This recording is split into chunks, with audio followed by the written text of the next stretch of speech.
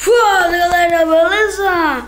Quem tá falando aqui é o Namikaze, trazendo o primeiro vídeo do canal. E bom, vou fazer um tutorial de como vocês ter bola de neve infinita, galera.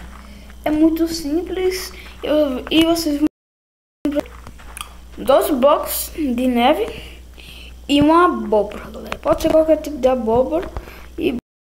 Bom, você pega os blocos de neve aqui, ó. Opa, vou fazer meus o bloco de neve 1, 2 e bom, galera, aqui é o bloco de neve. Você, ó, opa, bora quebrar com uma pá aqui, ó. Aí você cava um buraco de 2, né, de altura, não, de 2 de profundidade, perdão. E ó, galera, vamos fazer um procedimento bem simples. Vocês pegam a abóbora. Opa, bora fazer a nossa coisa, nosso negócio. E bom, você pega a abóbora, galera. Aí vocês colocam 2 e pegam uma abóbora e colocam em cima. É para formar o gole de neve. E bom, você desce nesse buraco. Vai descer. Opa! E bom, não tem esse negócio.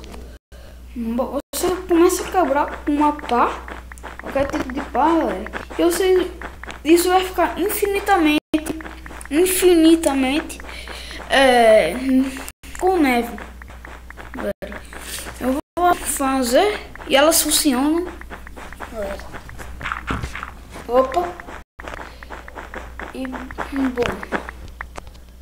bora, eu não gosto desse golem, então bora matá-lo. E bom, ó galera, vocês podem ver, eu tenho bolinha de neve. E bom, esse foi o tutorial, né? Espero que vocês tenham gostado. Caso vocês tenham gostado do que eu gostei, se você gostou bastante, são os favoritos.